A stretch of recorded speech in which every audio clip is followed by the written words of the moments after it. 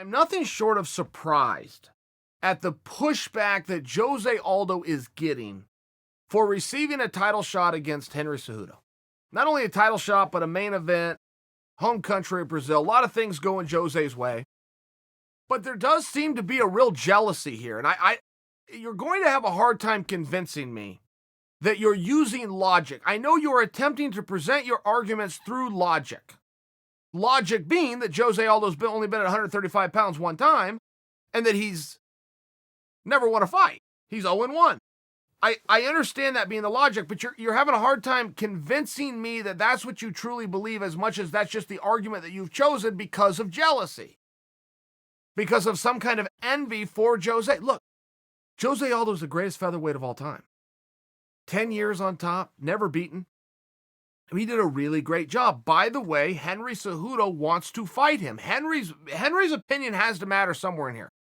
We cannot punish guys for success. We cannot just say you're the champion and therefore your say and your opinion and your wants and needs go out the window and you just fight the number one guy. That's just a little bit of a silly argument. A guy that does some heavy lifting like Henry and went and became a champ and saved an entire division, and this is the guy that he wants, and you've got Henry's blessing. Oh, and by the way, the second best guy in line, Marlon, Henry already fought.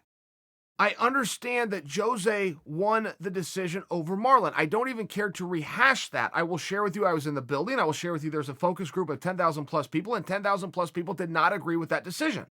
Now, that's not the way the game is played, and I don't want to start flipping the script, and that's how it should be played, and whoever the fans believe won or the media thinks, I get it. We follow the rules. But please do understand, some guys are just very close. I mean, sometimes there's just a very close fight where you come out of that and you go, you know what? The only thing that I can do here that would be any form of reasonably rational is to give them both an opportunity. See Ultimate Fighter 1. The rules were very clearly explained to everybody. Whoever wins this tournament goes into the UFC with a 6-figure contract. Very clearly explained.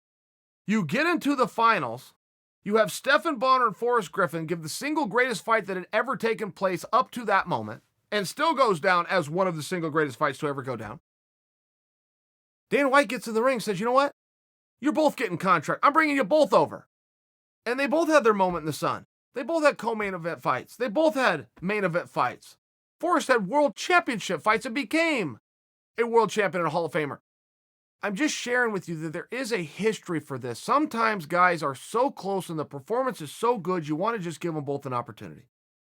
And I realize that we're grandfathering Marlon's opportunity in because it had already happened. I understand those things. I even understand the Peter Yan. But at no point in any of this is anybody putting down Peter Yan. But when you do go by the rankings, look, 1 through 3, and in all fairness, 1 through 5, you're saying the same thing. If a guy's ranked number 1 and isn't given the opportunity, but number 3 is, that's the same thing. You're splitting hairs when you're that good. I mean, you're talking about millimeters apart. And if Marlon, who already fought Henry, and they're not looking to do that immediate rematch for whatever reason, and guys, in all fairness, we haven't been demanding that either, and all of a sudden we're going to act like we're outraged because that's not happening, Marlon will get his shot for sure. For sure. Imagine Jose Aldo beats Henry. Marlon slides right into it with the controversy that all of this has created. For sure, it goes to Marlon. And by the way, you got this Peter Yan's coming, and we can keep playing this game, right? We can start talking, we can go left, right, and center coming up with guys. You got Sandhagen in there, and Frankie's dropping down. I mean, there's a lot of moving parts at 135 pounds, as there is with all weight classes. But before we get too upset, that the greatest featherweight of all time, who, by the way, has shown tremendous dedication, tremendous discipline, a lifestyle change, and just quite possibly had a decision go the wrong way against him, quite possibly, to show him a level of respect by giving him an opportunity, and then to act as though there is something unjust or underhanded or inappropriate about that just because you're seeing one number separated in the rank. I don't know that I agree. And I like the purist angle of it. I do understand that this is a competition first and a show second. I understand that that is what preserves the integrity. I get that. But I think that you would then have to also be open to listening to me when I tell you Marlon was given that opportunity. And I'm not saying that Marlon was given it once and therefore he won't get it again. Marlon's going to get it again. Marlon's a straight-up killer. And he's going to do even better with Cejudo than he did the first time, and he won rounds against Cejudo in the first one. Marlon's great. But there's something to be said for some fresh blood.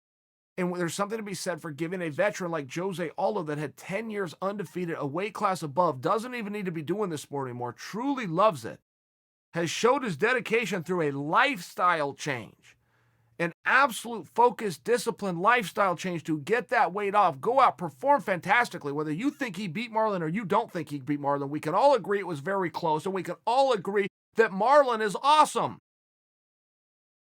So to push back on Jose Aldo, guys, I'm going to need a better reason. I'm going to need a reason that's true.